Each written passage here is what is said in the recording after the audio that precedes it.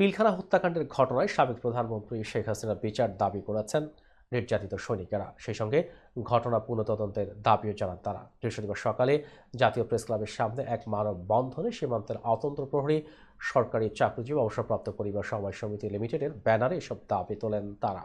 মানববন্ধনে বক্তারা বলেন, ২০০৯ সালে রাজধানী পিলখানা বিডিআর বিদ্রোহে নৃশংস হত্যাকাণ্ডের দায় বহু নিরীহ সৈনিকের উপর চাপানো হয়। হত্যাকাণ্ডের কুশীলবদের আড়াল করতে তাদের জেলখানায় পাঠানো হয়। নির্মম এই হত্যাকাণ্ডের মূল পরিকল্পনাকারী শেখ হাসিনা বিচার দাবি করেন বক্তারা। এছাড়া পুনরায় নিরপেক্ষ তদন্তের মাধ্যমে দায়ীদের বিচারের দাবি জানানো হয়। কোটা সংস্কার নিয়ে বক্তারা বলেন, কোটা সংস্কারের দাবিতে আন্দোলনরত শিক্ষার্থী জনতা, নারী শিশুদের পাখির মতো গুলি করে হত্যা করা হয়েছে। আমাদের স্বাধীনতা ও সার্বভৌমত্বের প্রতীক সেনাবাহিনী ও বিডিআরের ভাইদের হত্যা ছাড়াও ক্ষমতায় আঁকড়ে থাকতে রাষ্ট্রের নাগরিক ও সমাজের নিরাপত্তার দায়িত্বে থাকা পুলিশ বাহিনীকেও ব্যবহার করে ধ্বংস করে দেওয়া হয়েছে।